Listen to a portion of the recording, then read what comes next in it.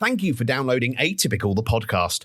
If you enjoy our work, all we ask is that you leave us a review in your podcast player and share it with your friends. It helps us reach more people, and it's always great to hear from you. Thank you again, and we hope you enjoyed this episode of Atypical, the podcast.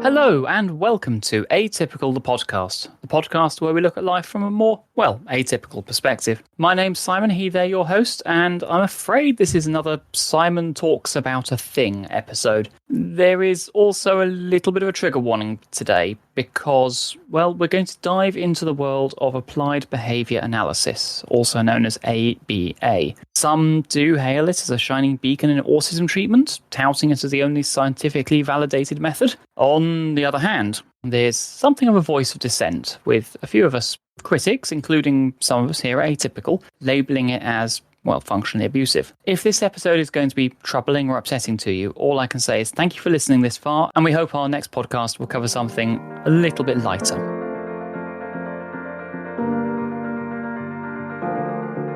Now then, a brief bit up front. It has taken me some weeks to prepare this episode, and I thought I'd probably have a couple more weeks, but trying to fill space. Within my notes, which are spread out in front of me, because being both autistic and ADHD, my notes are slightly out of whack and slightly haphazard. Please don't tell my boss or any time I go for an interview, because I'm apparently very organised. Anyway, one of the things I've got here highlighted in sort of bold yellow is the importance of language. So many of us in the autistic community are, I guess, somewhat vocal about how we're addressed. And for many, being autistic is an intrinsic part of who we are. And, we prefer to be, described in such a way rather than, for example, called a person with autism. What is autism? Is it my cat? Are they with me? The debate doesn't really stop there. There's a whole bunch of stuff around the terms we use, like treatments and therapy, and all of these things are often under scrutiny. I'm going to be using some of these terms throughout this podcast, and wherever possible, I'm going to try and explain what they meant within the context of what I'm talking about. But if I say anything or whatever it is, that's entirely my fault, nobody else's. So why did I decide to look into ABA? I've seen mention of it on social media on and off over the last couple of years, and I also spotted that certain autism organisations, most importantly Autism Speaks, actively promote ABA on their website and in their materials, talking up its scientifically validated approach. I realise this is an audio medium and you can't see me doing air quotes, but sure. And apparently it leads to significant improvements in autistic kids. Not only can you not see my air quotes, you can't see my eyes rolling. But anyway, I spotted that Autism Speaks recommends ABA as a top treatment, calling it the only proven treatment and the best method for managing autistic behaviour. So this means that parents and carers, in particular, who might go researching treatments after little Clementine or Arthur get an autism diagnosis, they will quickly find recommendations for ABA from apparently well-meaning charities like Autism Speaks. Now, the pervasiveness of these recommendations from major organisations has driven up demand for ABA in recent years, and we kind of see its popularity varying a bit across sort of different geographical regions. It is used in the UK and Europe, but it's much more prevalent in the United States, in North America. And indeed, I couldn't find exact stats, I guess it's fair to say, on how many people have gone through ABA treatment. It's pretty clear that within the American medical system, ABA is, I would say, widely respected. I have issues with that term, but still, as a leading therapy for autism. My lovely co-host Marianne, when I was talking to her about this, found me an interesting paper that showed that between 2010 and 2014, 38 US states passed laws saying that insurers have to cover ABA because of some kind of parent advocacy movement. Interestingly, a teacher friend I was talking to yesterday told me that schools in the UK, which apparently some of them provide ABA, are completely full. Many of them have waiting lists. And again, this is partly because parents have pushed councils hard to provide it. I found loads of surveys which show parents who've used ABA have extremely positive opinions of it. This kind of gets other parents looking into it, and therefore the cycle, continues. Big autism charities, and again, I hope you can hear my air quotes, fund ABA research at quite prestigious universities around the world. Some of them now are even offering degree programs in training new ABA therapists. Whilst I was sort of doing this, I mentioned sort of the weird sort of domination of ABA to a medic friend because, drawing on some very long forgotten nursing training, it felt kind of unusual to me to see so much of this when you consider that pure behavioural treatments aren't really medically favoured anymore. For conditions still diagnosed today, like, I don't know, depression or anxiety, they said depression or autism, depression or anxiety, the most common treatments are more of a sort of cognitive behavioural therapy approach, not this sort of old school strict behaviourism, which is basically what ABA is. So ABA obviously involves, I say obviously, some of you may not know, but most of you who've ever listened to any of these things, anyway, I'm going off topic, aren't I? This is why I need other co-hosts, they keep me on track. So ABA, he says, distracting himself. ABA involves analysing behaviour through experiences, the conducts and its consequences, and how they can be controlled through rewards and punishments. The goal is always stated to be to decrease so-called undesirable behaviours whilst increasing pro-social behaviours like eye contact and talking.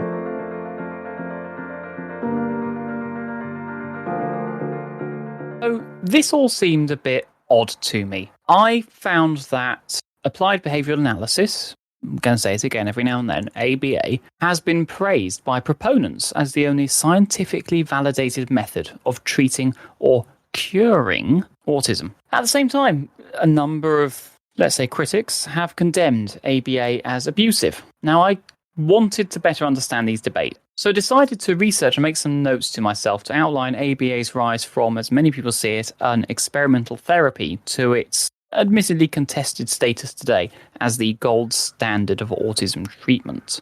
I found that there have been people against it since almost the beginning, with early critics of ABA focused on its effectiveness and use of aversives.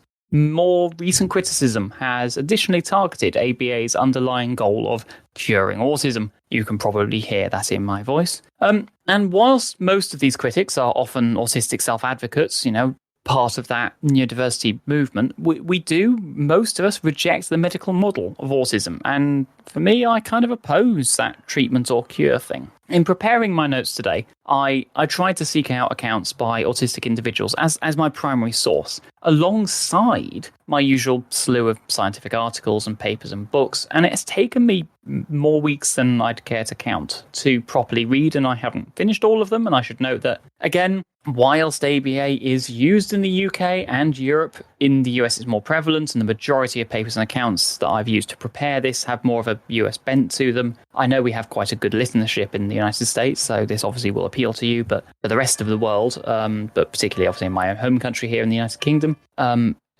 there's some give and take, I guess, on some things. But one of the really interesting things that I found is that sort of historians, if you will, of neurodiversity have given very little attention really to ABA and its sort of current prominence. I was talking to a philosophy friend of mine about this, and he drew comparisons between the sort of the neurodiversity critique of ABA and that sort of 20th century social movement that rejected pathologization in things like gay rights and in mental health. And I should really add here, by the way, ABA, gay conversion therapy, they come from the same roots and even some of the same people. So my initial readings all suggested sort of the 1960s. We pointed to researchers like, I'm going to say this wrong, but hey-ho, Ole Ivar Lovas, a Norwegian American. And do remember that name, who first applied behaviourist principles of conditioning through rewards and punishments to modify autistic children's actions. Lovas used, frankly, disturbing and harsh methods. He would beat children, he'd subject them to food deprivation, to electric shocks. His aim was to try and make the children indistinguishable from their peers. Something I actually found in one of the papers I read was that Lovas had a somewhat simultaneous involvement in something called the Feminine Boy Project during the 1970s, where he catalogued and developed interventions into gender and sexual non-conforming identities and behaviours of young people. If you're particularly interested, I will point you towards some of those papers. They are not fun reading. But the fact is that he did all of this whilst also funding, supervising, and collaborating with his students, a chap called George Reckers, who I believe is a major advocate in the so-called gay and trans conversion therapies world. I suspect we may have to do an episode on that alone sometime when I've had a chance to bring my blood pressure back to a normal range, and preferably host in on this, because holy moly, there were some very difficult things to talk about there. One of the things I kind of found about in my research for this was a lot of the books are reasonably bare, but seem to suggest that although there was some controversy originally, Lovaas gained quite a lot of support by involving parents as co-therapists or co-abusers, if you prefer, and claims that ABA could lead to recovery. The very idea that we need to recover from autism required me to go for a walk and have a very large glass of wine when I read this. So, yeah. Anyway, by the 1980s, disability views were evolving. Lovaas discontinued some of his harshest methods when, the kind that even animal trainers would be saying are ineffective on dogs.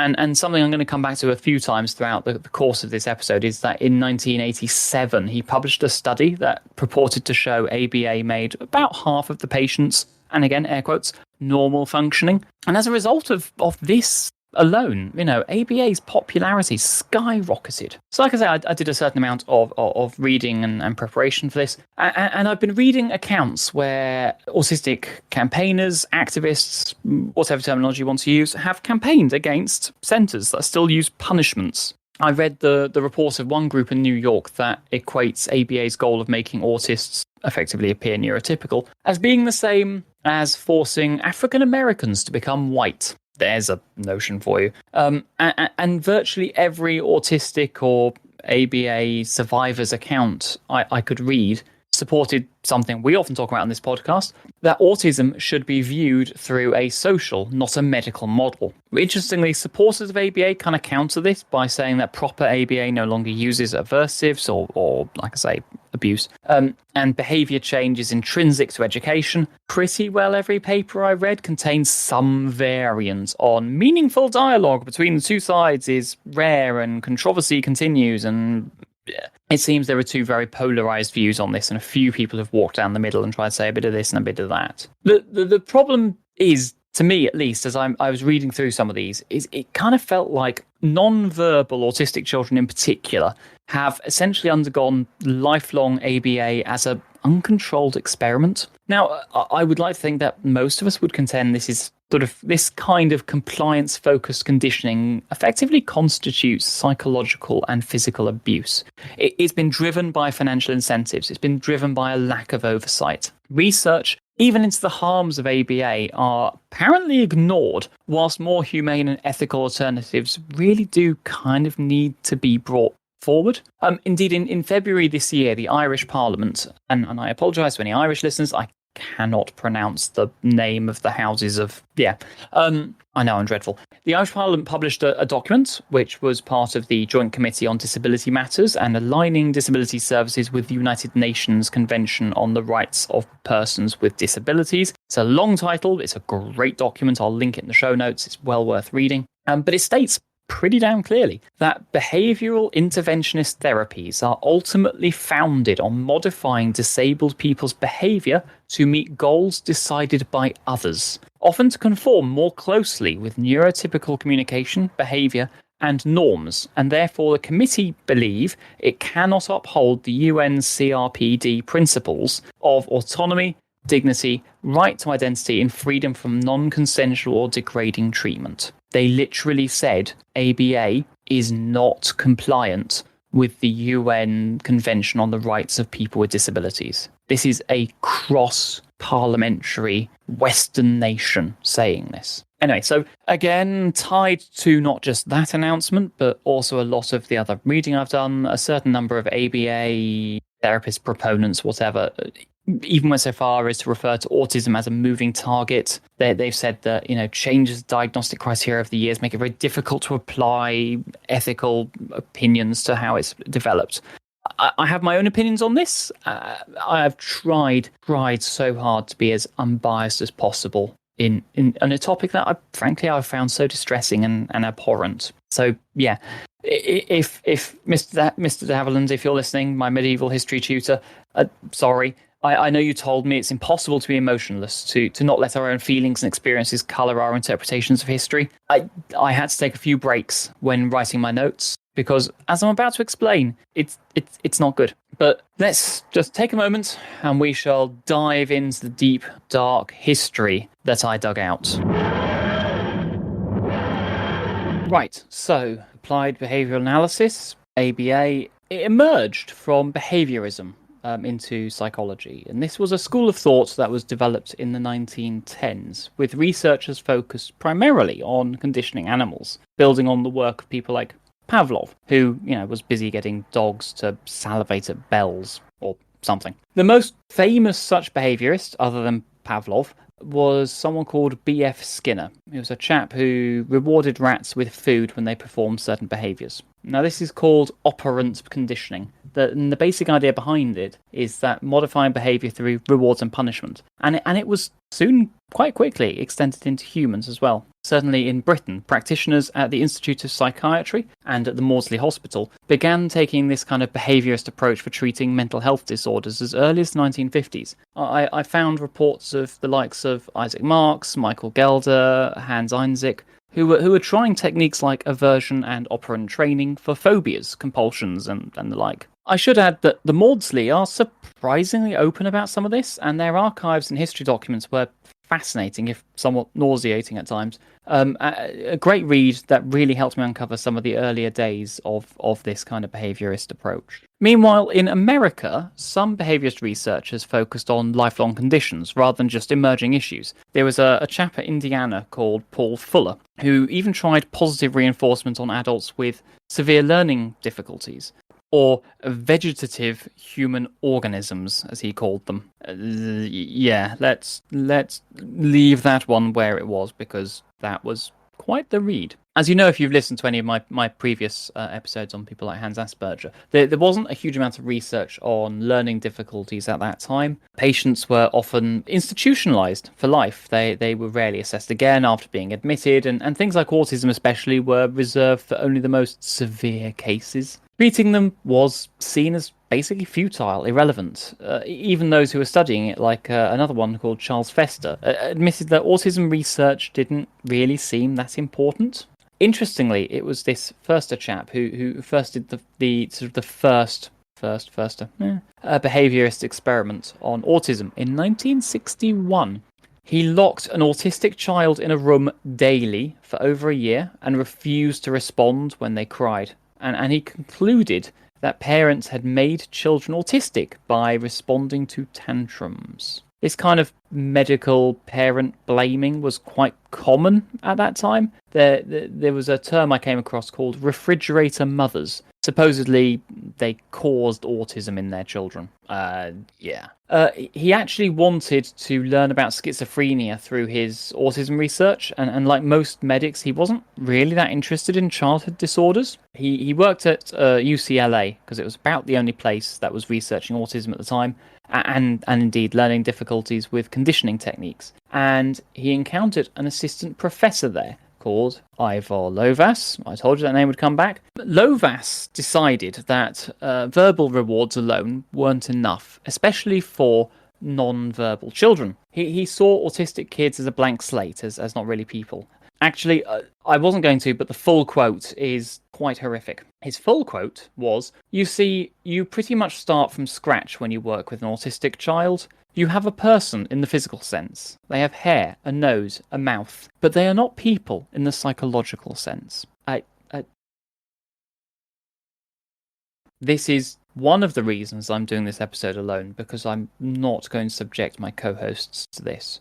Being told that we're not people is somewhat upsetting, and I admit, again, I had to take something of a break here whilst writing my notes. Anyway, so he started using punishments like beatings and food deprivation when initial rewards failed. Other researchers apparently expressed skepticism at the time, but Lovaas said it was better for them than being institutionalized for life, and therefore he carried on. And nobody ever thought to question his aims. Lovaas, over many, many years, spoke to the media about his harsh but necessary methods. And indeed, a number of journalists seemed to be relatively sympathetic. and sort of reassured that punishments were always a last resort. By the late 1960s, it looks like quite a few American researchers were doing behavioral analysis on autism, and they formed a number of professional psychiatric groups to collaborate across their field. I spotted a reference to a Life magazine article from 1965 that covered Lovaas and his work, and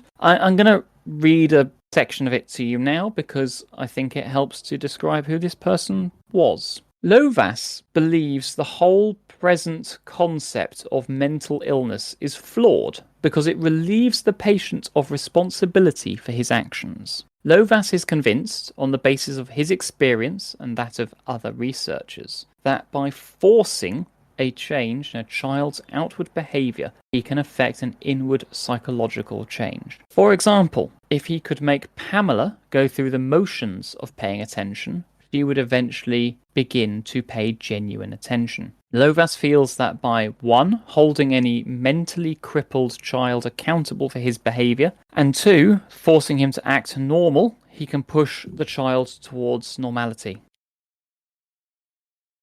Okay, deep breath. Lovaas was certainly a leading ABA figure, thanks to his bold experiments and media savviness, but psychoanalytic theory still dominated autism treatment even then. Bruno Brutelheim, for example, made similar claims to being able to cure children.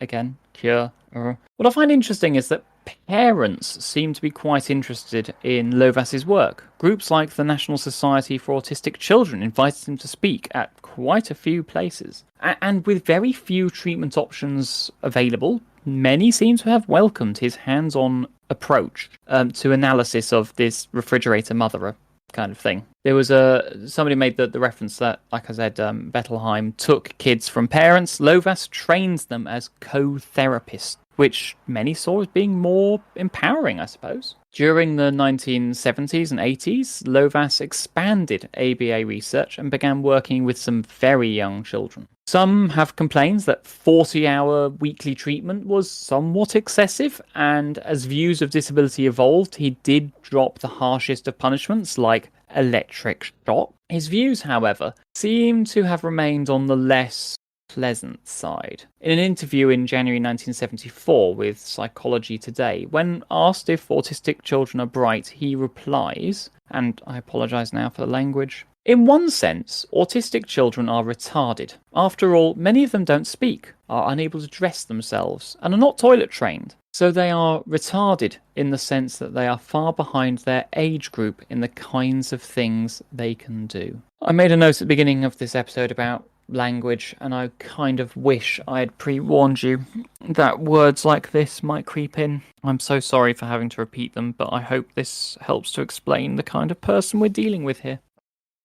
At the same time as all of this, behaviorism was gradually starting to replace psychoanalysis across psychiatry. Biological understandings of autism are starting to emerge, sort of starting to contradict the view that parents caused it psychologically. By the late 80s, the understanding of autism has started to be transformed, mostly for the better, although some issues still linger to today. At least we no longer blame parents for their kids' autism. Also, I should say, it's not about vaccines. Go back and listen to our episodes on jabs and bad science if you want to know about that particular story of fraud and child abuse. I'm not repeating it now, but vaccines are good. They result in living people, not autism. Anyway, so it's within the context of the 1980s slowly improving in terms of understanding of the biology and so forth, that Lovaas made something of a bombshell claim in 1987, the one I mentioned earlier on, that ABA was curing 47% of young patients. For the first time, it seemed like there was solid proof it was effective. Stories like, what was it called now? Let Me Hear Your Voice, which was an emotional account of a family triumphing over autism, which I only found because Lovaas wrote the foreword for it, then started spreading the whole ABA new image as triumph over adversity. What I find quite interesting, actually, is that several attempts to replicate that 1987 study have failed. Critics have quite rightly said the research lacked vigour. A number of research organisations, in fact, have said that pretty well every single one of the over 70 studies Lovaas published would fail standard requirements. And that's before we even touch on the huge ethical issues. By this time, we're heading into the early 90s, and we're starting to see more of an emergence of sort of autistic campaigners and self-advocates, people who are arguing that ABA unethically aimed to eliminate harmless autistic behaviours. Many of the reports and articles I've read suggest that a common point was that ABA curtailed communication and self-soothing behaviours like stimming, causing lasting trauma and learned helplessness.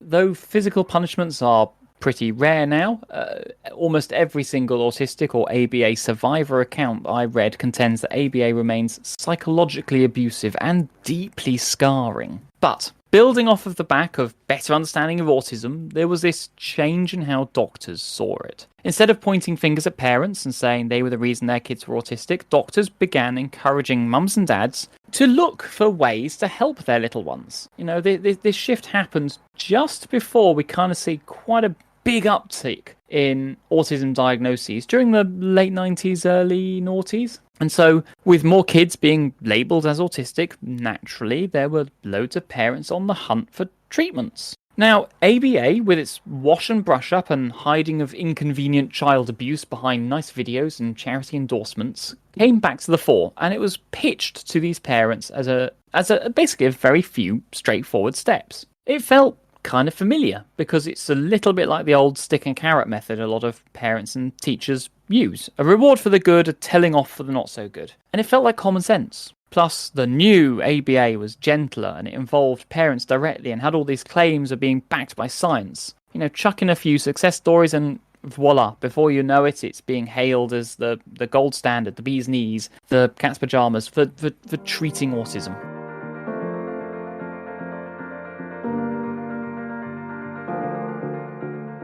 And now that I've set the scene, let's talk about today. Is it still controversial? Well, anyone who follows our Twitter account will have seen us linking to an article by Shakedi and Sandoval Norton, which was entitled Long-Term ABA Therapy is Abusive, a Response. I'll include a link in the show notes because it's a good article and well worth a read. But in a nutshell, it is a response to a response. Confused yet? Yeah, I was. Apparently this is normal. Scientists seem to publish against each other. I might have to find a scientist to come and explain this one day. But anyway, 2019, the latest update from the CDC showed that about 31% of children with autism are also seen as intellectually disabled. Moreover, between 25 and 50% of these kids don't develop the ability to speak functionally. Now, Sandoval Norton and Shakadi's, they undertook a review of this and focused specifically on the non-verbal, intellectually disabled autistic children in their review. And they discussed how ABA works with this group. They make it clear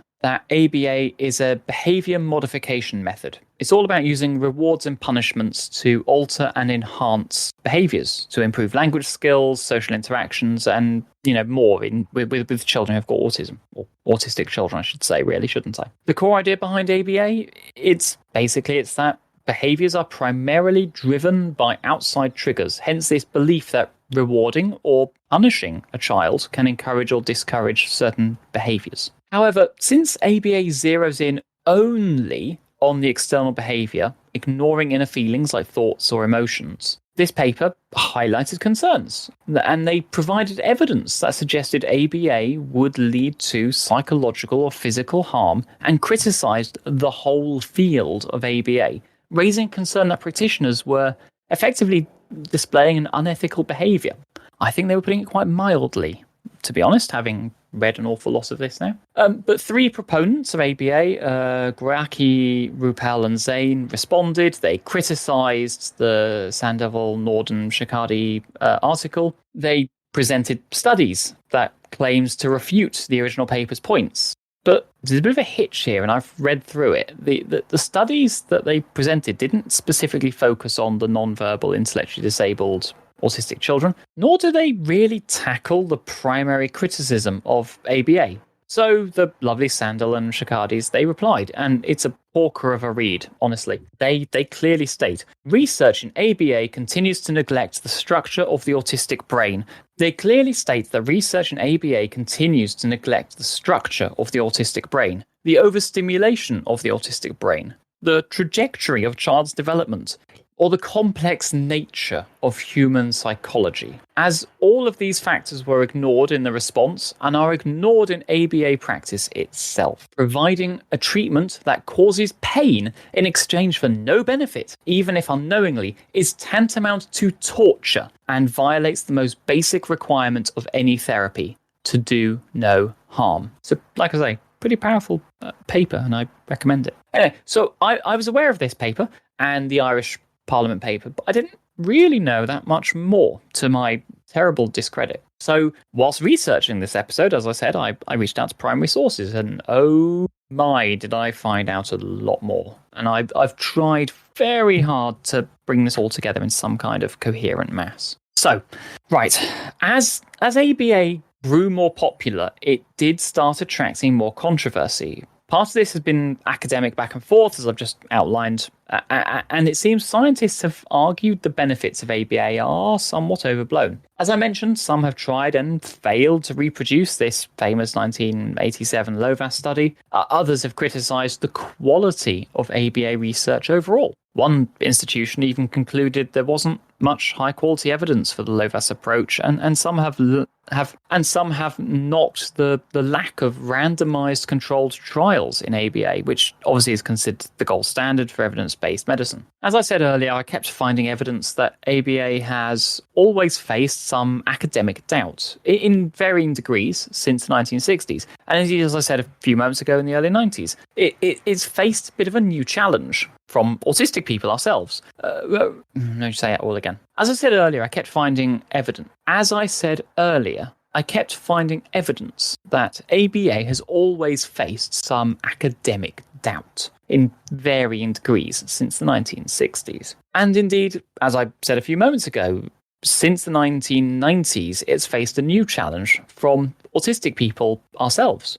Rather than questioning how well ABA works, we've been arguing there's no need for therapy at all. Many autistic people see ABA as part of a system that wrongly considers autism a disease. So I feel comfortable saying most of us take issue with ABA's core aims of curing us or making us normal, as well as campaigning against those physical punishments. The critiques I've read have emerged as autistic people have got more involved in debates around autism and medicine in the last 25 or so years, and they've been fascinating, but also deeply worrying. Before this, autism organisations like the Autism Society of America or our own National Autistic Society were, and still are, mainly run by parents. Autistic people themselves were often shut out of discussions. From the late 1980s, there was a little bit of a shift in this, thanks to autistic advocates like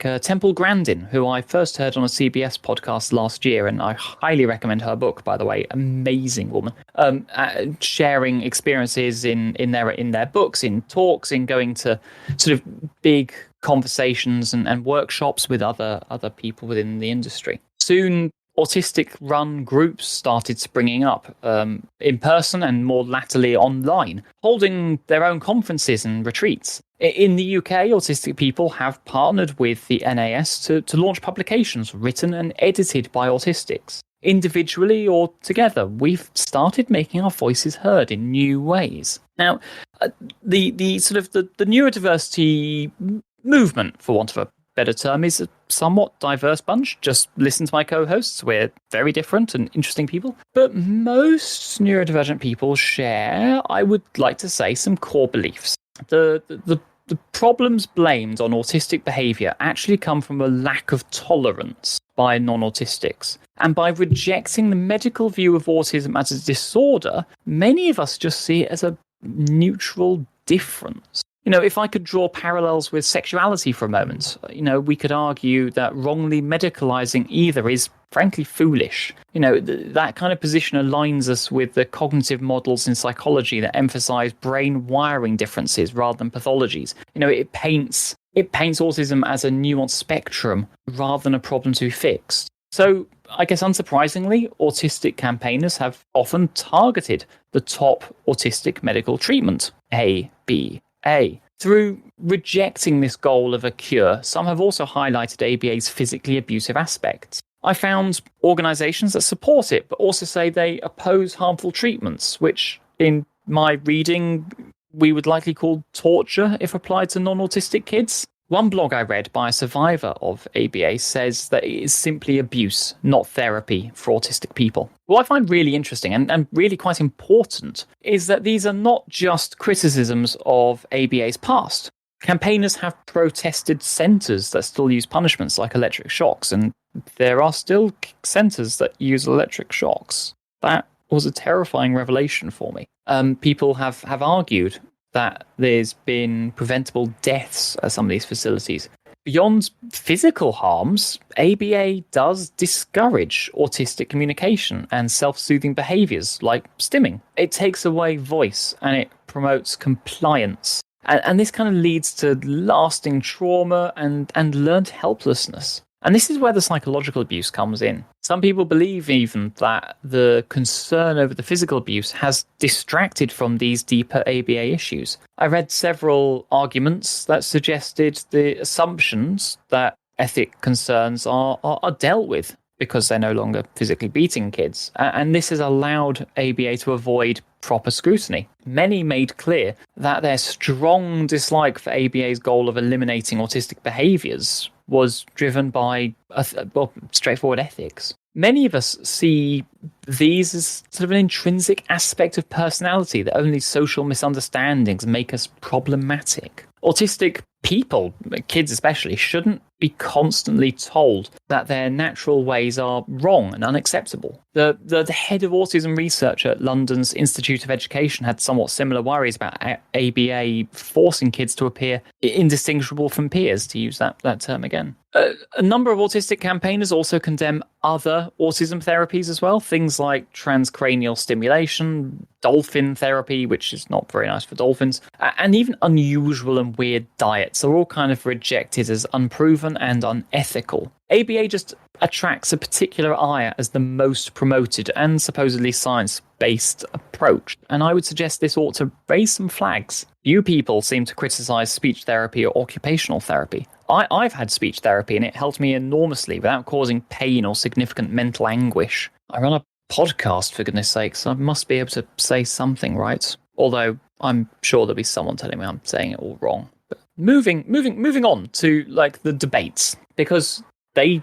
have played out differently across countries. ABA has much wider support in the US compared with here in the UK, and I think this is sort of kind of interconnected historically for the reasons that I've already outlined, as well as there's certain national differences as well. ABA first grew big in the US because Lovaas was there. He promoted it heavily, and indeed the private health system and insurance companies and lobbying groups and money bred it fast. Conversely, the NHS is somewhat slow to pick up on new therapies, and as far as I can tell, it doesn't offer ABA. In the US, I found lots of competing autism organisations vying for attention and funds. Aggressively pro-cure ones, like Autism Speaks, have kind of eclipsed the more cautious groups. Here in the UK, the biggest group is the National Autistic Society, the NAS. They kind of occupy a unique space as like the authority on autism in the UK. And whilst they have a reluctance to back ABA, which has helped to limit its spread, and indeed they argue it kind of reflects their more neurodiversity-friendly ethos and connections and all that kind of thing, rather than trying to cure kids. It's more about focusing on improving their lives. But it was pointed out to me, whilst the NAS refuses to endorse ABA, they do both endorse and indeed use PBS, which is positive behaviour support, which many autistic people see as being closely related. Indeed, that Irish parliamentary paper that I talked about earlier on suggested that it could also fail the UN test. NAS do, however, remind readers that many autistics don't see autism as a disease needing curing, so that's better than many others. Which, and like I say, it contrasts with groups like Autism Speaks, which don't question ABA's treatment aims and indeed use language akin to curing the autism. Anyway, I've been talking for a while, and I suspect you're getting bored of me.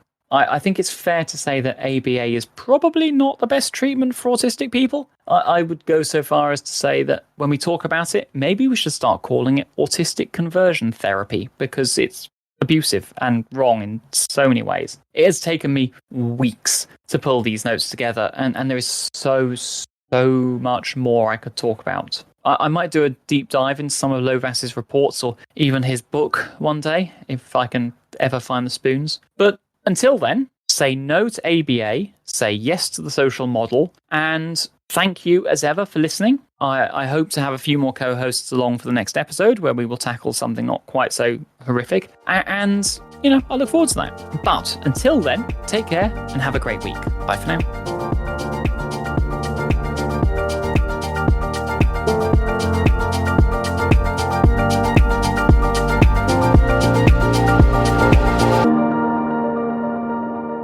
Whilst I was editing this episode, I got thinking about my own childhood. Now, I was never forced into ABA or anything like that, but I was a difficult child. And I remember learning to read, or at least learning to read for pleasure. And it only really happened when my mum gave me an old Terry Pratchett Discworld book. And it kindled in me a lifelong love of learning and reading. There was something that spoke to me. And I was thinking about this because pretty much anyone who's ever read a Terry Pratchett book knows some of his thoughts on things like this. And I remembered he did a book tour in, I think, 2009, 2010, and one of the things he was asked about was sort of the golden rule that flows through most of his writings. And he was asked about this, and he talked about sound bites, things like do as you would be done by, etc. But he said his general thought on all of this was that evil starts when you treat other people as things. There are perhaps worse crimes, but they all begin when you treat other people as things. Now, I know that is attributed to the wonderful Granny Weatherwax in at least one of the books, but the fact is that he kept repeating it. It was something that ran through, and I do think that applies here to ABA.